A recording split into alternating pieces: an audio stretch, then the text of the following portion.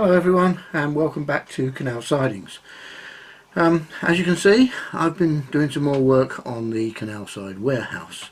All the walls now have their brickwork on and they all have their lintels in place. This one and this one have got the lintels positioned and trimmed so that they don't actually encroach into the windows at all.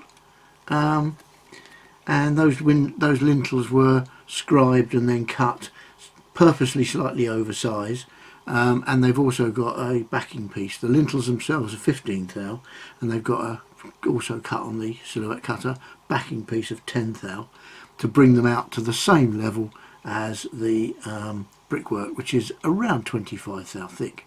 It's Slater's brickwork. As you can see on this wall, not everything went perfectly, and you can see a little gap down there. You can also see an even bigger gap down there. The reason for this is that when I offered the brickwork up to the wall, the brickwork was too long, and so didn't fit the windows in the horizontal direction very well. Probably my fault. I probably did something stupid when I was cutting it out on the silhouette cutter, but it's easy to fix because I just cut the brickwork down and lost a little bit out of the middle. I shall put a pipe down here. I shall put a sewage pipe, I think, and then I can make this area here toilets with bits of paper behind the window so you can't see in, but the light can shine out. This one I think I can get away with by just putting a little bit of squadron filler on it, and then just when it's dry just reinstating the brick lines and rubbing it down, and I think it'll hardly show. If it does, then I'll put a rainwater pipe down there or something else, whatever I can think of. The line along here, which actually exists on all of the walls, is going to have a detail along it to break it up a little bit, and here of course it will be covered up by a canopy which is going to come out about 35mm in this direction, and go the full length of the wall, and of course that wall sits against the end of that one. So that door at the bottom there is off the ground, so that there will also be a platform that comes to about here, 6 inches long platform. So this door will open out onto the platform. This door of course is where the track goes in, and this piece here will be cut away to let the track in. So that's basically the brickwork. I've still got to trim up all of these. If you can see that, if you're lucky, yeah, I think you can see some of those in the top row. The lintels are just a little bit too low from the window, and they need to be just trimmed back to be the same size as the window. Relatively easy job to do, and I've got to do that on this sheet as well. As far as the canopy and the platform are concerned, I did some drawings, and I'll show you the actual drawing results. Just put those away for now. Actually, I'll make sure that one's on the top in case I pick it up again. These are pen plots from Inkscape, using the silhouette cutter with a Sharpie pen and holder in it, to show the Inkscape drawings. There are 2 sheets to do the canopy, etc. So what we have here is the blue lines are cut lines, so anything that's blue will be cut, and anything that's green will only be scribed. And I just tell the silhouette only to do certain lines. It can recognise colours, so that I just say to it, cut all the green lines, but I only give it a scribing point. so that all it can do is scribe the lines, and then I tell it to cut the blue lines, and I give it a proper cutter so that it actually cuts the styrene. What you can see is, oh, sorry about that. What you can see here is that this piece, I'll just hold this up here. This piece here, I'm doing this backwards, which is quite difficult, is the soffit of the canopy. It's the bit that goes up that way, so it sits on there and you can look up and see it, and it's meant to represent 6-inch planking. These are the ends of the canopy, and I also have got 6-inch planking, and there's a thin piece down here which runs the full length, which is the valance to the canopy, which goes on the fronts of these. These pieces here are slightly smaller than those and will be used inside to help it to get a bit more strength. This piece, this large piece here, is the roof of the canopy, which is going to have some other roof material on it. I'm thinking of ridge and felt, I think that's what they call them, a Wills kit. I have got it, I haven't got it out at the moment, or I may choose to go corrugated iron and rust it all up. Haven't decided yet. This piece here is the backing piece of the canopy that actually goes up against the wall of the building, and therefore won't need any extra detailing. And then these 6 pieces here are the front and rear of the platform, plus 2 ends and 2 internal pieces for strength. On the other sheet, which is they're all in the same drawing in Inkscape, just on different layers. The other sheet, we have these 2 pieces, which are the remainder of the platform. This, it's to bring it up to thick, because I'm cutting this out of 15 thou material, so this will bring it up to 30 thou thick, just 2 together, to make the top of the platform. And as you can see, I've scribed this as well with 12-inch wide planking, because this will be much more substantial, probably made out of material much more like sleepers. So 12-inch wide is good, I think.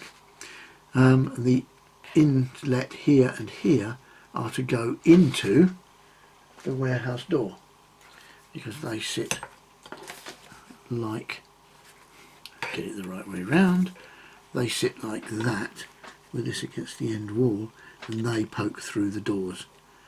This door, of course, the platform finishes before it gets there, so you can't see that. This door, of course, the platform finishes here, because the track goes in there from the wagon turntable. The rest of this sheet is something that I actually haven't mentioned before, which is sort of, I can't think what else to call it, a hoist canopy. And it's going to go down this wall here. Okay, so it will cover those windows. Sorry, wrong end. I'm backwards, you see. I'm upside down. It's this end. It's going to cover these windows and come down in front of that doorway. And these windows will not actually be windows at all.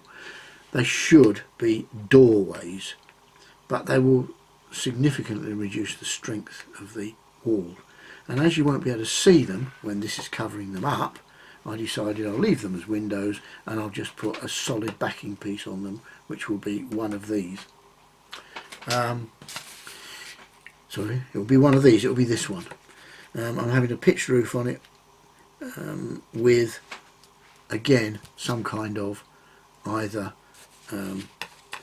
felt and batten roof or a corrugated iron. These are the roof pieces, and they go 1, 2. Why there are 4 of them I can't quite work out, unless I decided to double thick the roof. Maybe that's what I did. I think since then I've decided I'm going to put something else over the top, and therefore I don't need the roof double thick. Little tiny windows cut in it, which is what they tended to have, and pretty much randomly spaced. Not many of them, and randomly spaced. And of course it's been scribed for brickwork. Round these windows, which were fixed non-opening, you couldn't even reach them, they used to have just an outside frame and a sill. So here are the outside frames ready to cut. They don't show very well when you plot them, but they are actually a millimetre across. And next to them here are the barge boards that go at these ends. So that is a plot of the Inkscape drawing that I did, which I then passed to the silhouette cutter to cut out the pieces, which I have here in my bag of bits.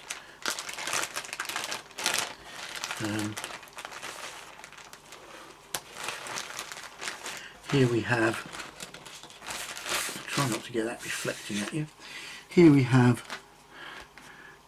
the side pieces, which if we're lucky we can get, I don't know if you can pick up the planking scribed on there.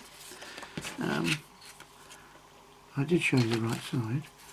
There's another one there that's got planking scribed on it. They've all got it actually. If I get the light right, you will eventually see some planking. Okay, so they have turned out a little bit flimsy because they're only 15 thou material, and I haven't doubled them because all they're going to do is form a box, a bit like that. And I can strengthen that box quite easily by putting a bit of 4 thou by 4 thou material, or 5 thou material down this corner to give it a good strengthening piece. What I have also found, as well as the possibility of laminating them in sections after I've put them together, I also found this, which was given to me by a guy in the production engineering department where the company I used to work. It's actually fiberglass, 1.6 millimeters thick, off the ends on sides of PCBs that we used to manufacture there by pick and place machines. And these were put on the side of the PCB in order that the carrier for the pick and place machine could actually get hold of them, because the boards had components all the way to the edge. They were very tightly packed, and these were just sacrificial pieces that got broken off afterwards, and there were hundreds of them because we used to make a lot of boards. And he gave me this bag that was, I think, full of them when I got it. I've used a lot of them for other things, not necessarily modelling. They're just very useful. But they're very strong because they're fiberglass. They're incredibly strong and just stay straight. Very good things. So that's one way I can strengthen the walls. The other way, of course, as I say, is to, in areas where they need it, to laminate. Now that is the reason for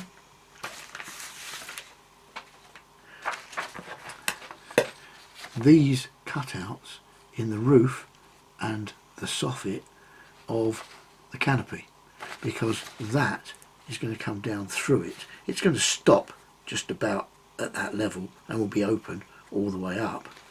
As far as I am aware, what they used to have was a hoist inside here, which could take goods to any floor, and they would just swing it in and out of the doors. Health and safety would have a fit these days if they saw that being done. So obviously it went out, but in 1950-ish, when I'm setting this model, that was still perfectly okay. Right, what I've also got here are the tiny little pieces that go with this hoist canopy. Those are the roof sections which can be doubled up if necessary. But these, quite delicate and difficult to get out.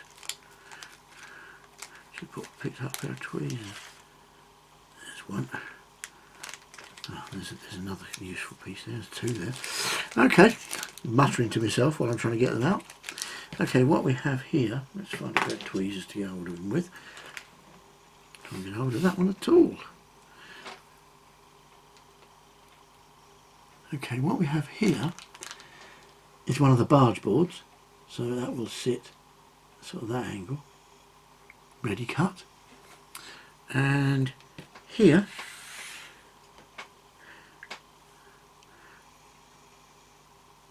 we have one of the window frames that I cut out.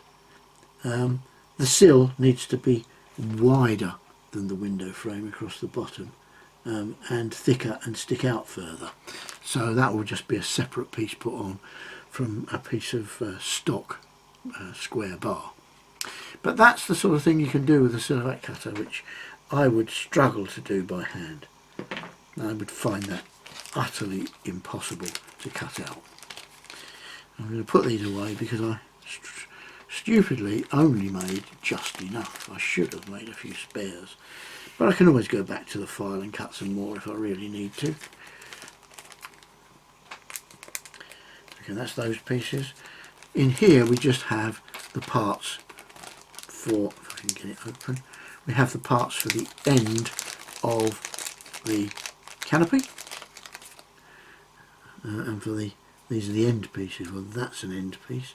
Yep, I think you can probably see, if I'm good enough, you can probably see that that is scribed.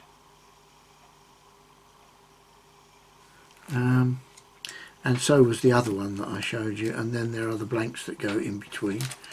I'm keeping them like this because they're easy to, they're more difficult to lose, like that. Then in here we have the parts for the platform.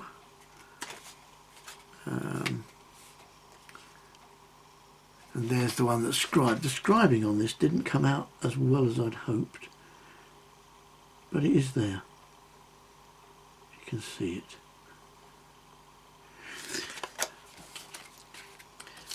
And these are the front and rear pieces and the pieces to go underneath. And the last bag here contains the long pieces for the canopy. So as you can see, we have the large piece is the roof, the smaller piece is the soffit, which goes, where you're looking at it, that way up, with the hoist canopy coming down through it. This would be here, like that. Can't hold it very well, but that would be there like that, and that would produce the hoist canopy coming down through it. Not easy to hold it together, and as you can see, the scribing on that has come out reasonably well. I'm quite pleased with that. And then there's this piece which is the soffit.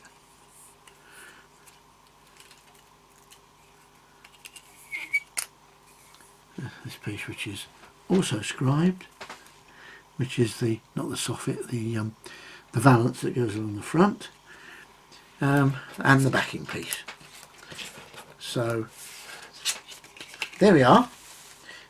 That's a sort of a run through of how I produce things from the Inkscape file through to the cutting files on the silhouette. I've mentioned Inkscape as if Inkscape is an essential for using the silhouette. I have to point out that Inkscape is not an essential under any circumstances. Any vector graphics drawing package will do. It has to be a vector package, so the likes of Photoshop or the Linux equivalent GIMP or PaintShop Pro or Windows Paint will not do because they are raster based. You need a vector based package. Other options are CorelDRAW. People have very successfully used CorelDRAW for making cut files for the silhouettes, and also people have used AutoCAD. Both of those far too expensive for me. There is another one on which Inkscape is based, which is called, it's an Adobe product. No, can't remember what it's called, never used it, never seen it. It's not Illustrator, I don't think it's Adobe Illustrator. It might be, I can't remember what it's called. But what I'm going to do now is I'm going to go away and try and assemble these and see if I have done anything that is going to work, or if I've done things that just won't. Just one other thing I'll mention before I go, and that is I found a company, found them on eBay first of all, and they are also online on their own, and what they sell is this stuff, which is pretty much the same sort of thing that you can buy from Evergreen or from Plastruct. They are lengths of plastic. They're about 10 inches long, 250mm, and they're in all these different types. I've got quite a few different shapes, but there are others. Shapes, not so much others, but sizes there are others. And some of the things that are very useful are square bar, etc., which I'm not sure I bought any of. But what I did buy were quite a few of these. This is, I think this is 5mm tube, square tube, which should be ideal for sitting down the edges of things like this.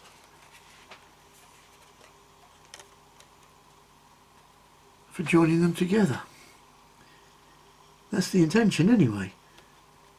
So that's what I intend to try, and then once that is on there, this becomes very much more rigid, especially when it's glued on, and then they're all glued together. So I may not need to do much in the way of strengthening, but this company that supplies these is not Evergreen, and it's not Plastruct. It's a company called Dorspring Models. That's D-O-R-S-P-R-I-N-G Models. Look it up on the internet.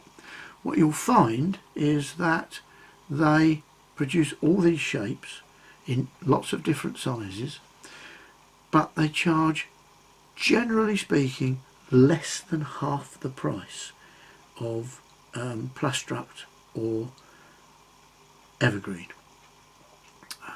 I get fed up with buying lots and lots of different packets of this kind of stuff, only to find that I've spent a vast amount of money, £4, and you get about 3 or maybe 4 or perhaps 5 of those. Well, 5 of those I think are about £1.50 or something, £1.25 from these people. Some of the bigger sizes are only about half the price, because they're always in packs of 5. But they're worth a look. If you use a lot of styrene shapes, then they're worth a look. Just thought I'd mention that. So what I'm going to do now is I'm going to go away and I'm going to try and put these together, and I'll show you what the result is. Could be good, could be bad. Okay, I'm back, and I've got the building sort of standing how it's likely to be on the layout. It's all a bit precarious. This piece here, the canopy, is only held on with a bit of double-sided tape this end and down that end, and this, the hoist canopy, is only held on with a bit of double-sided tape just about here. So if it all suddenly collapses, you'll know the tape's given way. It's not very powerful stuff. We have the platform down here, and the side wall is in place. I've just knocked the end wall over, which is this one, which you can hardly see in the video anyway. It goes round and runs parallel with the viaduct. So for the first time you've seen what I've had in my head for quite some time about how the building is going to be. The wagon pull track off of the turntable runs in here,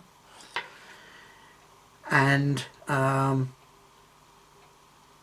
hopefully everything is going to work when I actually get it on the layout. I've done a couple of other bits I'll show you in a minute. I'll take this out of the way, but a few things that haven't gone quite right. The scribing on both here and on the canopy surface wasn't deep enough. It needs to be significantly more aggressive than I did.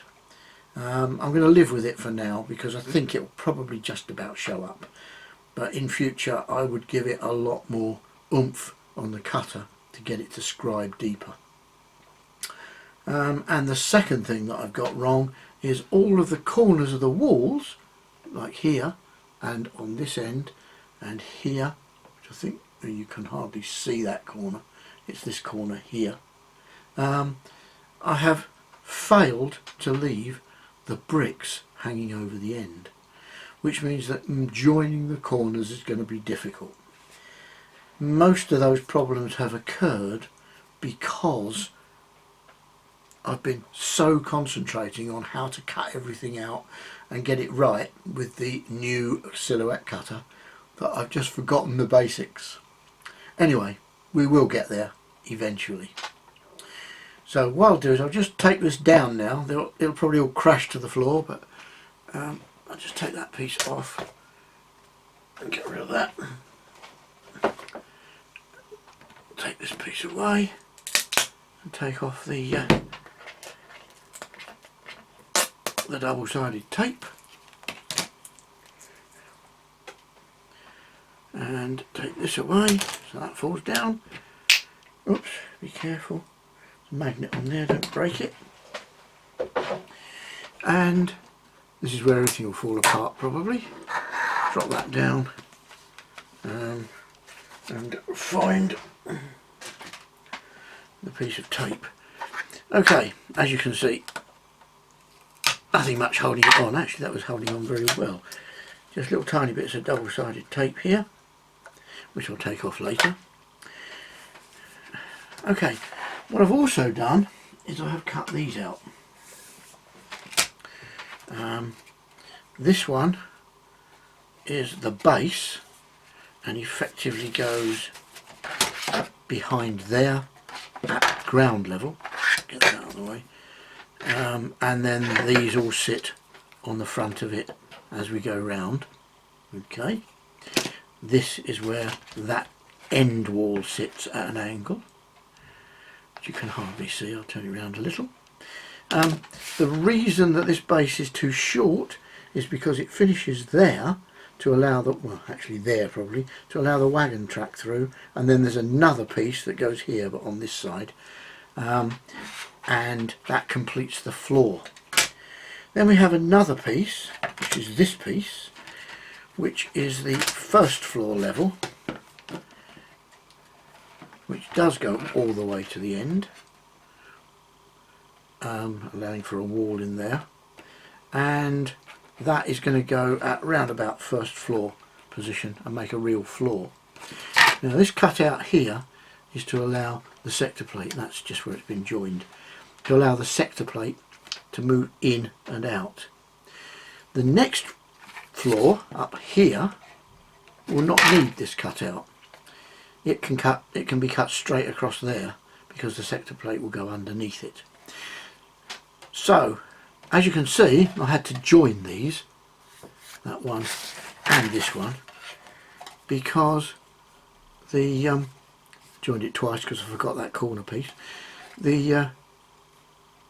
The material that I cut it from isn't big enough. They're standard 310, I think it is, by 220 sheets. This is 60 thou material to give it good strength. What I've actually done is ordered a sheet of 60 thou in 310 by 440 millimeters, which will allow me to do the whole thing, and I'll be able to get both the next pieces out, which is for the next roof, the next floor, and for the roof. So that's where I am. This is the canopy put together out of the pieces that I showed you last time. The hoist canopy put together out of the pieces I showed you last time. And this is the platform. I haven't strengthened this at all. I just used little corner pieces, as you can see, and that's all I've used down there. This I have strengthened because there's a likelihood that there'll be heavy things put on the top of here. If they're made of white metal, then I don't want them to bend it. So I just added some strengthening pieces, just cut them out, stuck them in there. I've also strengthened up the rear. It's also got its bricks already on, ready to be painted. That doesn't matter because it's hidden up against the end wall. So I'm going to wrap this video up now because it has got rather long, but hopefully I'll be back in a couple more weeks with the warehouse actually assembled. And finally, this morning when I first looked on YouTube just to check whether there was anything new, I noticed that I've reached another landmark. I've just passed 300 subscribers. So from myself and Huey and everybody else at Canal Sidings, thank you to all my subscribers for following me and supporting me in this. 300 is pretty good when you consider that it's a small layout that is nowhere near finished. So hopefully I won't disappoint you, and eventually it'll get finished, but it's going to take a long time, and there's a long way to go yet. So thanks very much. I do appreciate it, and I'll see you all next time.